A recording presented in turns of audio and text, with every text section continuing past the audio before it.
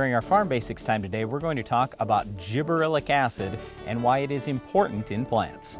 When you think about gibberellic acid, right away you may be thinking, wait a second, what on earth are you talking about here? This is something that's actually produced naturally in plants. So when you have something that's natural, Brian, I would ask, why do we need to put it on if the plant's already going to make it? Wait, hold up. We got to talk about why this is important to begin with. What gibberellic acid does is it basically allows the plant or tells the plant to grow taller.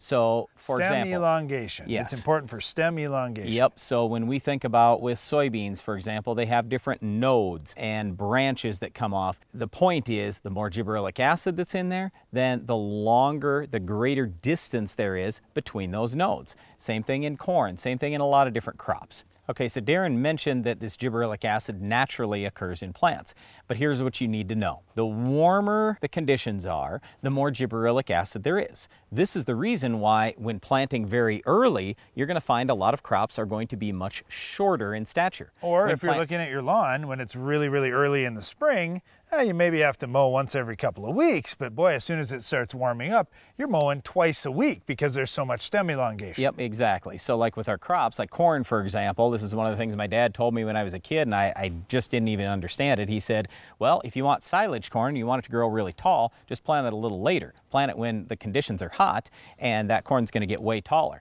I thought, what in the world's he talking about? Well, it all comes back to this gibberellic acid. So the important thing here is if you want to influence plant growth and you want to get a little more growth out of that grass early in the season, for example, or you want to get the corn plant off to a better start and getting a little taller with an early planting date, you can add gibberellic acid now right in the furrow and the plant will take it right in, or you could even spray it on the foliage very early in the season. What would target an application would be times where the daytime high temperatures are averaging in the 50s or 60s, not in the 70s or 80s, because at that time you're getting warm enough the plant's going to produce quite a bit on its own. So what we talk about is with pastures, spraying some gibberellic acid on in the spring and in the fall, with silage corn, spraying it in the spring.